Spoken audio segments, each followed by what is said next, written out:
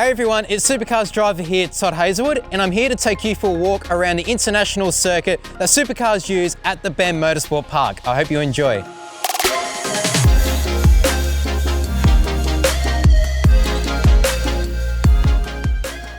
One of the toughest things in a supercar is getting the cars off the line. We stand here on the inside line running into turn one, and as you can see, it's a long distance from the starting grid all the way into the braking zone of turn one. Now, believe it or not, although we're starting in first position, which is the ideal part to be starting from, this is the dirty side of the racetrack. So that's where the guys on the outside of the circuit, although they're disadvantaged being on the outside, they are on a cleaner part of the circuit because as we exit the last corner, this is the traditional race line. So there's always a little bit of dirt and debris on this side of the circuit. So for me, I'd love to be starting from position one at the OTR Super Sprint, but there is pros and cons from what side of the circuit you start on. So for me, trying to get this car off the line is incredibly challenging. And there's a bit of a process of how we do that, which I'll go in depth with now. As we pull the cars up to the start line, there's an in-depth procedure that us drivers go through. So we are relying on our race engineer to be on the pit wall, line us up to the grid box. We want to get our front tyres as close to this white line as possible. Now the ruling is if you creep over this white line before the lights go out, it's a false start. So it's very important to have the car in position and not creep before the lights go out. Now as we do that, we use a thing called a line locker. Sort of like a handbrake where you'd pull it up, load the car up on the clutch and then let the handbrake go and you take off. Only difference in a supercar, we're using about anywhere from 40% up to 60% throttle percentage. So we've got the engine sitting on about 7,500 RPM, bouncing off the rev limiter. The clutch is fully loaded up on the line locker. And then as we're waiting for the lights to go out, we let go of that line locker. We're aiming to get a good start and aiming from about a 0 to 100 kilometers per hour in roughly 3 seconds. Now that's a good start, but if you were to have a bad start might be from 4 to 4.5 seconds before you get to 100. And that's why we see a lot of cars moving and getting past at the start of the sequence. So although the race can't be won in the first lap, you can certainly lose a race by having a poor start here on the start line.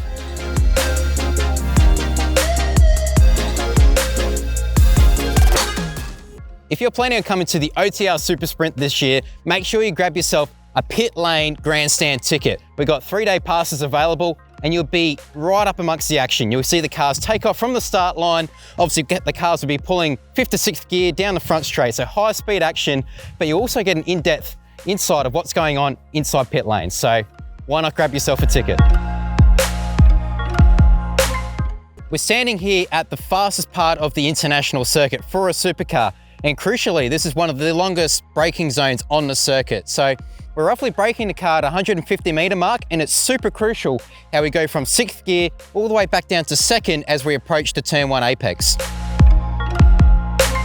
If you're looking for one of the best viewing opportunities on the circuit, make sure you grab yourself a grandstand ticket here in the turn 1. You get one of the best opportunities to watch cars come firing in here to turn 1, approaching speed of 270 kilometers an hour, down to 2nd gear. It's one of the best passing opportunities on the circuit, so you're guaranteed action here.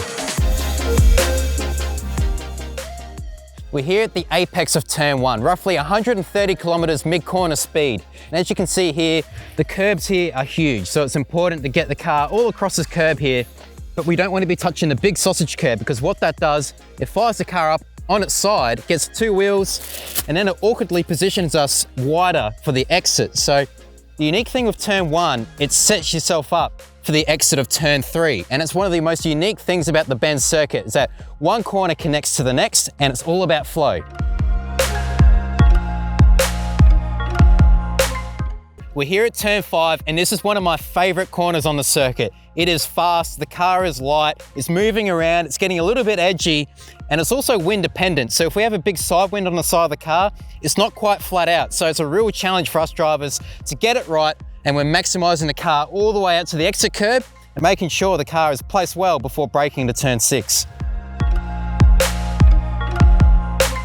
The turn 6 hairpin is one of the best passing opportunities on this circuit. You approach the corner in 5th gear, back to 2nd. But one of the most unique things about this circuit is that the road falls away. So as you can see here, a little bit of undulation, and what that does, it makes it really tricky for the driver to manage the locking on the left front wheel. The car gets a little bit loose, wants to move around, and it's hard to find the apex here. And that's why this corner is very well known for a little bit of action. Turn 7 is one of the highest points of the circuit, but ironically, turn 8 drops away massively. And I'm going to demonstrate with this tennis ball right here. Now, if I roll that takes off at a rapid pace, and it really shows how fast this part of the circuit is. The car is dropping away, it gets really light, and this corner really sets you up for how you get through turn 8, turn 9, turn 10. It's a really tough corner. In a supercar, the car is really light, gets a little bit of a slide, and this is one of the corners where it really does reward you if you do take a risk, particularly in qualifying, because there is a lot of lap time to be made in this part of the circuit, and that's why this circuit is just so damn challenging. Turn 11 and turn 12 are really cool parts of the circuit, and it's all about trying to set up the corner for turn 13. And what we're trying to do here is maximize track usage. So get the car on top of this whole curb. The car is popped up on 2 wheels, and what we're trying to do is open up the apex for turn 12 to maximize that run down the back straight. I'm standing here in the hill of turn 13. It's a really fast approach, and as you can see, the car will be going up the hill, getting light at the top of the crest. Now, the apex is pretty much where that sausage curb is, but as you can see, you can't see off the exit, and the car gets really light, gets a little bit sideways, and it's a real challenge for us drivers to master this sequence right here. Behind me here is turn 14. It's the tightest left-hander on the circuit, and it's a short run in second gear or third gear as you approach down the hill. Now, this corner is very fast, very flowing, and it's really important to get a good run back up the hill here, and it sets up a real prime passing opportunity as you approach the second to last corner for turn 17. I'm standing here at the second to last corner, turn 17. It's an action-packed corner, this one. It's super tight, an amazing passing opportunity because we're hard on the picks here, back to second gear, but the cool thing we can do is actually try and get a switch back on the driver that may have just passed us. So not only are we going to have action coming into the corner, but also on the exit.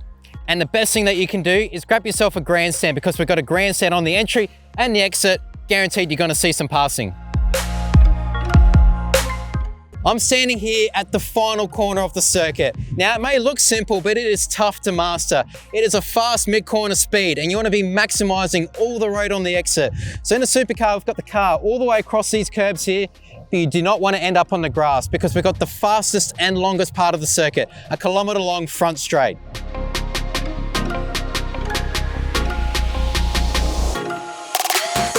Thanks for joining me on this 4.95 kilometre long track walk of the international circuit here at the amazing The Bend Motorsport Park. I've had a blast. Thanks for having me.